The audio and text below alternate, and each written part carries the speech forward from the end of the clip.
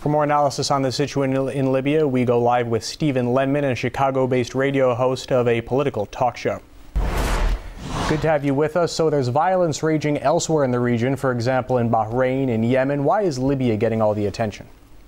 Well, Libya is getting attention because America supports the monarchy in Bahrain, supports President Saleh in Yemen, but does not support Gaddafi. And it's very ironic because around 2003, Gaddafi established rapprochement with Washington.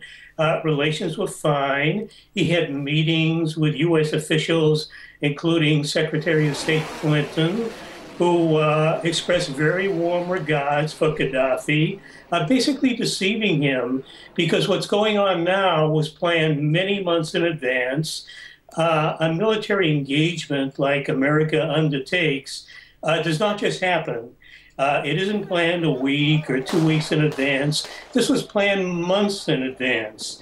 There are logistics, there are targets to pick out, there are troop deployments, and there's the massaging of public opinion in America, preparing the U.S. public for America again to go at war illegally. This is naked aggression against another country.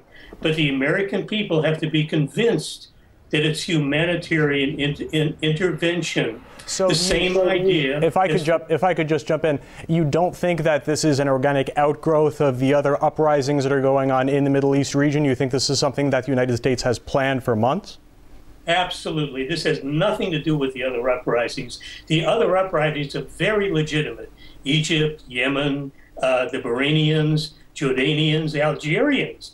You hear very little about this in the U.S. media, but Libya is all over the media. It has been for weeks.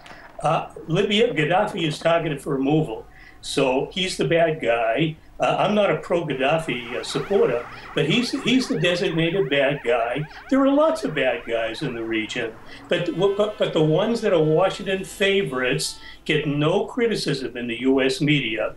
There's virtually no reporting about them. So Saleh in Yemen can murder civilians. I just killed dozens a day or so ago. The same thing going on in Bahrain. Saudi troops coming in, murdering civilians, occupying the country. It's barely noticed in the West. No outrage from Obama, no outrage from Hillary Clinton. But Gaddafi, who did not instigate the violence in Libya, he responded to it. He responded to U.S. Special Forces, CIA agents, British SAS forces going into Libya weeks, maybe months in advance, enlisting support, arming them, funding them, and setting them off violently against the Gaddafi forces. That is called an insurrection.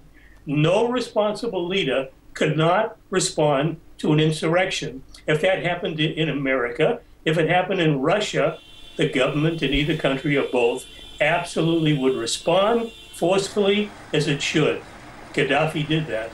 Now, the Arab League has now said that the campaign in Libya has gone beyond what they backed. Do you think the multinational forces review their operations, taking that into account?